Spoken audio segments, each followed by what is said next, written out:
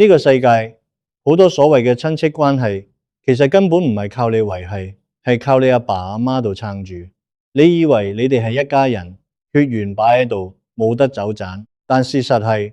好多親戚之間嗰條線一路都唔係喺你手度，係喺上一代手度。你阿媽仲喺度嗰陣，佢會記得幫你買定手信，佢會出面幫你哋兩家人打完場，佢會用一世人嘅人情幫你哋維持住呢啲關係嘅溫度。你阿媽一走，個溫度計就冇人再撳掣。蔡瀾以前公開講過類似嘅睇法，佢話人與人之間嘅交情好多時其實冇你諗得咁深厚。佢一路都覺得識得睇清呢一點，人生會過得舒服好多，因為你唔會再為咗一啲本來就唔屬於你嘅關係去勉強自己。你可能會問，淡即係咩？即係我阿爸阿媽一走，我就要同啲親戚割席？唔係咁講，而係你終於有個機會去睇下邊啲人係真心錫過你，邊啲人一路只係錫緊你阿爸阿媽個身份個地位，或者佢哋度嗰間屋嗰筆錢。呢個唔係話你薄情，係你終於冇咗個緩衝，睇返最真嘅一面。你有冇留意到靈堂入面通常有兩種人，一種喺你未開口之前已經幫你執嘢，幫你將羅飯盒，企喺你身邊唔出聲，但你知佢喺度；另一種一入嚟就四圍問你阿媽間屋租咗未啊？你哋分咗身家未啊？仲有一種人講嘢係最婉轉嘅，佢哋唔會直接問錢，佢哋會由讚你阿爸阿媽開始，讚到就慢慢帶入去，話你阿媽平時都同我講，話呢層樓遲早都係留俾你哋啦。你聽住覺得好窩心，但你之後先會醒覺，原來呢句嘢佢已經同幾個人講埋。你阿爸阿媽在生嗰陣，你可能一直都覺得呢幾種人冇乜分別，反正大時大節都有出現，逢年過節都有去拜山。但父母一走，個場景一換，啲人嘅底色就即刻現晒形。呢件事講起上嚟有少少涼薄，但係你要明，涼薄嘅唔係你，係人性本身就係咁。你阿爸阿媽用咗成世人去維持住嗰個大家庭嘅假象，而外家冇咗嗰個維持嘅人，個假象自然散。你可能會問，點解會咁？其實道理唔難明，人同人之間只要有一個共同錫嘅人企喺中間，大家自然會為咗嗰個人多啲遷就對方，多啲客氣，多啲維持。你阿爸阿媽在生嗰陣就係嗰個共同嘅人，你哋大家客氣係因為唔想令佢哋失望，唔想俾佢哋喺中間為難。而爺家嗰個共同嘅人冇咗，冇人再需要維持呢個表面，各自嘅真心就自然浮返上嚟。有啲人會喺呢個位覺得好唔開心，好似成個人生嘅根基一下子冇咗。但換個角度諗，呢個其實係一個機會，一個等你識得之後嘅人生入面，邊啲人先值得你用心機、用時間、用真心去維繫嘅機會。你阿爸阿媽走咗，唔代表你要孤零零一個人過餘生，相反，你累家有得揀，你可以揀留低嗰啲真心對你嘅，放低嗰啲一路只係做人情嘅。有人話呢個過程好似執屋咁，你阿爸阿媽在生嗰陣，屋企啲雜物、啲親戚、啲人情往來，你冇時間亦冇心機逐樣去審視，反正個個都有份存在。但係人一走，你先有機會一件一件攞出嚟睇，呢個人留唔留得住，呢段關係值唔值得留。執完你會發現屋企其實冇，你以為咁多嘢要維持，你反而覺得鬆咗好多。有個朋友講過一句話，我覺得幾貼切。佢話以前成日覺得自己個關係網好大，親戚朋友成堆，但阿爸阿媽走咗之後，先發現原來嗰個網一直都係阿爸阿媽織嘅，唔係佢自己織嘅。而家佢要重新開始自己去揀，去織一個真正屬於自己嘅網。網可能細好多，但每一條線都係佢自己揀落去嘅。呢個道理聽落容易，做起身冇你想象中咁易。因為你成世人都被教育話親戚係唔可以隨便斷嘅，血濃於水呢句說話喺你細個嗰陣已經聽到入晒骨。我識一個喺觀塘做倉務嘅男仔，佢阿爸走咗嗰年，佢先發現原來佢阿爸有個拜把兄弟，每年生日都會嚟賀壽，逢年過節都送禮，成日喺人前講我哋兩個好過親兄弟。喪禮嗰日，呢個拜把兄弟冇出現，之後成年都冇再打過電話，反而佢阿爸個舊同事同佢哋屋企唔算好熟，卻喺頭七嗰日特登請假嚟幫手，仲留低咗一句：你阿爸幫過我一次大忙，我一直都想響機會還。呢個男仔話嗰一刻佢先明白，原來稱兄道弟呢種嘢好多時淨係得把口，反而啲唔多講嘢嘅人先至會用行動記住個情。但呢件事你可能一早已經隱隱約約感覺到有一種親戚，佢哋錫嘅其實從來都唔係你，係一樣睇得到摸得到嘅嘢。你有冇諗過一條問題？點解啲人分身家嗰陣可以喺一日之內由四圍你飲茶嗰個錫你嘅親戚，變咗成個律師樓入面同你為咗幾十萬拗到面紅耳赤嘅陌生人？真正試緊你哋關係嘅，從來唔係嗰場喪禮，係之前嗰幾年冇人影住嘅病房。呢句嘢唔係安慰你，係事實。好多人以為家人嘅感情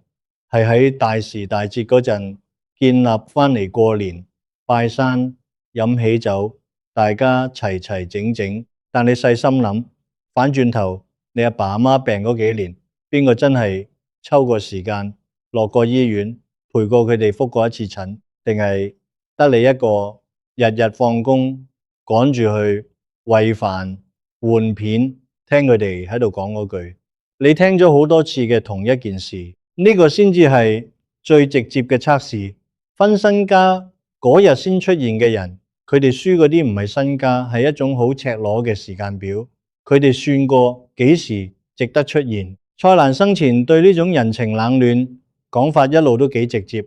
佢覺得世上好多所謂嘅親情，其實經唔起考驗。佢寧願睇得化，都唔想扮睇唔到。有個街坊喺長沙灣住咗成30年，佢阿爸中風嗰幾年，成頭家剩返佢一個湊。兩個細佬平時電話都少打，講就話有心，其實冇乜行動。到阿爸真係走咗，兩個細佬先至第一時間問層樓賣咗未，錢分咗未。呢個街坊冇同人嘈，佢淨係話咗一句：我唔怪你哋唔湊人，我只係唔明點解你哋分身家個速度快過你哋嚟醫院探佢個速度。呢句嘢聽落有啲涼薄，但係你有冇發現佢講嘅其實係一種好準確嘅計算，邊個人真心，唔係睇佢講幾多，係睇佢用咗幾多時間。就好似你返工咁，你老闆唔會記得你話過幾多次呢單嘢我會跟，佢淨係記得你有冇真係做返出嚟嘅嘢。人情都係咁計嘅。隔籬屋有個阿婆，情況就更加直接。佢老公走咗之後，兩個仔為咗間祖屋嘅業權問題喺律師樓對簿公堂，鬧到成報紙都有得報。你可能會諗，咁樣做人值唔值得？但你要明白，佢哋鬧嘅唔淨止係錢，係一種積壓咗幾十年關於邊個先係阿爸阿媽心目中嗰個值得嘅仔嘅較勁。錢只不過係一個攞出嚟計數嘅籌碼。你可能會覺得奇怪，點解啲人平時斯斯文文，一去到分身家就好似變咗另一個人？其實佢哋唔係變咗，係嗰種計算本身一路都喺度，只不過平時冇機會攞出嚟用。錢呢樣嘢最叻就係將人心底最深嗰層逼到你面前，冇得扮，冇得收埋。你可能一世都唔知道，原來自己個細佬心入面一路都計緊你湊阿爸幾多年。佢覺得抵唔抵，直到分身家嗰日，個答案先至擺明喺你面前。呢一種親戚，你唔使同佢哋撕破臉，但你都唔使再勉強自己，覺得畢竟係屋企人就要繼續交心。你已經用時間證明咗你係邊種人，佢哋都已經用行動證明埋佢哋係邊種人。有個做會計嘅朋友講過一句嘢，我覺得幾啱。佢話你唔使憎佢哋，你淨係要記得以後有咩要抽時間要出力嘅場合，佢哋條數你已經有答案，唔使再對佢哋有期望，你就唔會再失望。仲有一個更加難頂嘅版本，有啲人唔使等到分身家先現形，佢哋喺你阿爸阿媽病緊嗰陣就已經開始表演。有個喺元朗做小生意嘅朋友講過，佢阿嫲入院嗰幾個月，佢有個表叔日日都會去醫院，但淨係喺探病時間開始前10分鐘先到，探完就走，仲成日喺屋企群組度出 post， 話自己點樣咁上心。真正湊人嘅其實係佢半夜起身餵藥，幫阿嫲抹身，陪佢做物理治療。但呢啲嘢冇人見到，冇人讚。表叔嗰啲10分鐘探病相，反而成為咗屋企人眼中孝順嘅代表。佢話嗰陣佢第一次明白，原來孝順呢樣嘢都可以被包裝、被表演出嚟。如果你係嗰個湊咗3年老人家嘅人，你會唔會喺分身家嗰日選擇企出嚟同佢哋計清楚，定係你會揀算罷啦，唔想再嘥氣？呢條問題你可以自己諗諗。呢一種人你可能已經識穿咗，但仲有一種比呢種更難察覺，因為佢哋唔會同你計錢，佢哋要嘅係一啲你未必即刻睇得出嘅嘢。有意思嘅係，你會發現識穿呢種親戚之後，你反而冇你想象中咁憤怒，取而代之嘅係一種好平靜嘅了然。原來一直以嚟你都太高估咗呢段關係嘅重量。呢個唔係話你以後對人要防到十足，係你終於學識用行動而唔係用血緣去衡量一個人值唔值得你嘅心機。蔡瀾講過一種好通透嘅睇法，人同人之間嘅緣分好多時其實冇你諗得咁牢固。佢話你當自己識好多人，其實真正識你嘅可能得返幾個。呢句嘢擺喺親戚身上特別啱。你有冇試過有啲親戚，你哋見面嗰陣都幾熱絡，逢年過節都有得傾，甚至你阿媽會同你講呢個表哥後生嗰陣，你阿爸幫過佢好多。你聽住，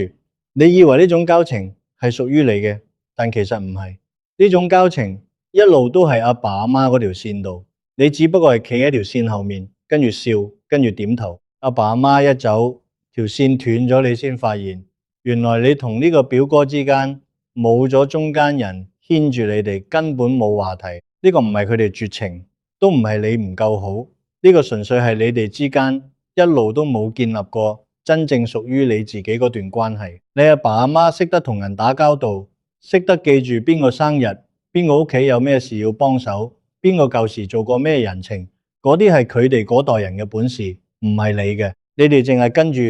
食糖水，跟住合埋照，但條真正嘅線一路都唔喺你手度。有個喺深水埗開咗成20年五金鋪嘅老闆講過一件事，佢話爸爸在生嗰陣，鄰鋪幾家人成日夾埋飲茶，話得幾好。爸爸走咗之後，佢有次生意上出咗啲問題，想反嗰個老友幫手周轉，打電話過去，對方隔咗成日先回，仲話而家自己都手緊。佢冇嬲，佢淨係明白咗一件事，嗰個老友一直都係佢阿爸嘅朋友，唔係佢嘅。呢件事仲有另一面，有個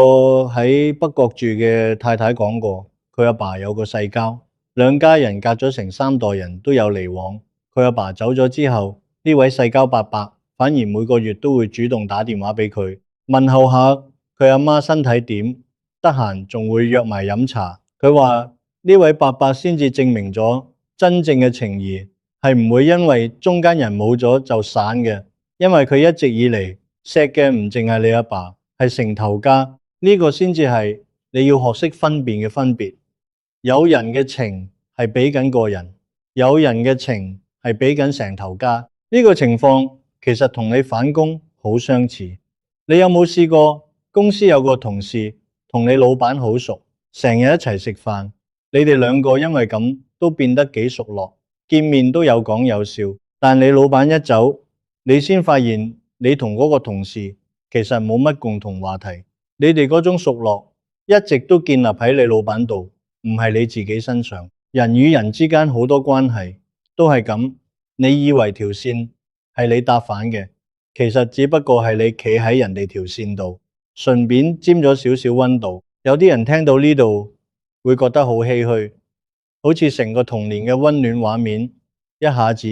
拆晒穿。但換個角度諗，呢件事都幾清爽，你唔使再勉強自己，同一個本來就唔係屬於你嘅關係犯熱絡執念嘅位置，通常喺呢度。你以為維持住呢種表面關係係孝順阿爸阿媽嘅一種方式，但其實阿爸阿媽想你嘅唔係你為咗一段假交情去勉強自己，係你識得分辨邊啲人先值得你之後用真心去交。有啲人會用唔想俾人講三道四嚟解釋自己點解要死頂住呢啲關係，驚人哋話你數典忘祖，驚屋企其他人覺得你冇手足情。但你試下諗深一層，呢種驚人講嘅心態先至係綁住你嘅真正嗰條繩。你阿爸阿媽走咗，佢哋已經冇得再為你嘅選擇負責，你點解仲要為咗一啲根本冇乜關係嘅人嘅眼光去勉強自己過日子？唔係你薄情，係你終於唔使再扮嘢。呢一種親戚冇乜好怪責，你哋本身就係兩條唔連線嘅人，佢哋一走出你阿爸阿媽個世界，就自然咁返返去佢自己嘅生活入面。你唔使再打電話俾佢問候，你都唔使覺得自己虧欠咗啲乜嘢。如果呢個嘢啱你嘅心意，可以喺留言度打低4個字，問心無愧。呢唔單止係一個願望，更加係你對自己講嘅一句承諾。當你打低呢4個字，你就係喺決定唔再為咗維持一段本身就冇根嘅關係去勉強自己。但講到呢度，仲有一種親戚比呢種更難處理，因為佢哋唔會就咁散去，佢哋會留低嚟做一件事，就係用為你好呢句說話去批評你之後嘅每一個決定。你阿媽如果仲喺度，見到你咁樣過日子，一定唔開心。呢句說話你聽過未？可能係你想賣樓嗰陣，可能係你話唔生仔嗰陣，可能只不過係你話唔想再返呢份工。總之，只要你做嘅決定同佢哋心目中應該點樣有出入，佢哋就會拋返呢句嘢俾你。蘇東坡一世人遭貶咗好幾次，由汴京貶到黃州，再貶到惠州，最後仲貶到海南島。佢身邊唔少人都覺得佢執迷不悟，話佢唔識做人，話佢早知就唔好咁硬頸。但蘇東坡冇因為咁而改變自己，佢照樣寫佢嘅詞，照樣落廚整佢嘅東坡肉，照樣喺黃州嗰度江邊寫低也無風雨也無晴。呢一種人一路都會存在你身邊，佢哋唔一定係惡意，甚至佢哋自己都覺得係為你好。但呢種為你好，好多時其實係佢哋自己嗰套人生答案，唔係你嘅。呢個位你要諗清楚一件事，佢哋批評你嘅唔係你做錯咗啲乜嘢，係你做嘅嘢唔跟佢哋嗰套。你有冇留意到呢種親戚通常最中意用你阿爸阿媽嚟做武器？佢哋唔會話我覺得你咁樣唔啱，佢哋會話你阿媽都話過。呢種說話殺傷力特別大，因為你阿媽已經唔喺度，冇得同你確認佢係咪真係咁樣講過，抑或只不過係人哋借嚟壓你嘅一句嘢。呢一招之所以咁有效，係因為佢攻擊嘅唔係你嘅決定本身，係你對阿媽嘅思念同愧疚。你越掛住阿媽，呢句說話對你嘅殺傷力就越大。呢啲人未必意識到自己咁做，但客觀效果就係咁。佢哋攞住你心入面最軟嗰一塊嚟逼你就範。你要識得嘅係將懷念阿媽同聽從呢個人嘅意見呢兩件事分返清楚。嗰兩樣嘢從來都唔應該掛鈎。你阿媽在生嗰陣可能真係講過類似嘅說話，但語境未必一樣。人一走，佢啲說話就變咗一種冇得反駁嘅權威，俾人隨便攞嚟用。呢一種困局你要識得跳出嚟。你阿媽走咗，唔代表佢一世人講過嘅每一句嘢都要變成你之後人生嘅緊箍咒。人係會變嘅。你阿媽如果仲喺度，佢自己嘅諗法都可能隨住時代唔同咗，隨住你嘅人生際遇唔同咗。有個喺土瓜灣做文員嘅女仔，阿媽走咗之後，佢揀咗辭工去學整陶瓷。佢啲姑姐成日話你阿媽辛苦揸大你就係咁樣浪費青春。佢冇同姑姐爭拗，佢淨係揀咗之後嗰個新年唔再去姑姐屋企拜年。佢話我唔想成個年30晚都用嚟聽人講我人生做錯咗啲乜嘢。仲有一個做設計嘅後生仔，阿爸走咗之後想搬去清邁1年，慢慢諗清楚人生下一步。佢啲叔伯個個都話佢傻，話後生唔捱點得，話你阿爸泉下有知都會唔安樂。佢冇同佢哋爭辯，佢淨係話如果我阿爸真係咁在乎我過得安唔安樂，佢應該想見到我開心，多過見到我留喺度捱得辛苦俾你哋睇。呢種親戚最陰功嘅一點係佢哋通常都唔覺得自己有問題，佢哋真心相信自己講嘅嘢係為你好，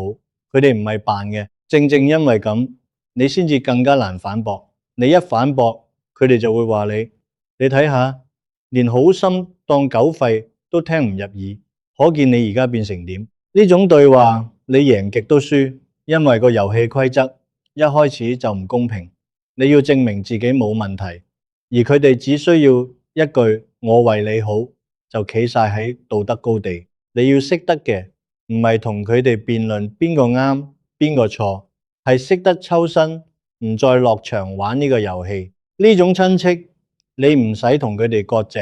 割到咁盡，但你要識得唔再俾佢哋嘅說話喺你心度住晒地方。呢種情況就好似你屋企裝修一樣，你請人嚟畫圖則，人哋提意見你可以參考，但最後間屋點裝係你自己住，你先話事。你唔會因為裝修師傅講咗一句我覺得你間房應該點點點，就將自己間屋變反成佢想要嘅樣。你嘅人生都係咁，佢哋嘅意見你可以聽，但最後點過係你自己嘅事。有一句嘢或者可以送俾你，你阿爸阿媽走嘅時候冇帶走佢哋對你嘅期望，但都冇留低任何人有權代佢哋繼續管住你。呢一種人往往最難處理，因為佢哋唔會消失，佢哋會留低喺你屋企嘅飯台，留低喺你新年拜年嗰個場合。你可以選擇繼續見，但你要學識一件事，聽同埋照做係兩回事。講到呢度，或者你會問，但係咪要同呢啲人一刀切，永遠都唔再見？其實蔡瀾對呢件事睇法反而幾平和。蔡瀾一世人見過好多大場面，識過好多人，但佢晚年講嘢反而越講越少，越講越淡。佢公開講過，人到咗某個年紀會自然咁篩選反身邊嘅人，唔係佢絕情，係佢終於唔想再勉強自己。呢個嘢你可能要到自己失去咗啲乜嘢之後，先會真正聽得入耳。好多人一直以為斷親係一個好重嘅決定，重到要諗好耐，甚至要諗到有啲罪惡感。但係你冷靜諗，反轉頭你阿爸阿媽走咗之後，你已經冇再主動疼嗰啲人，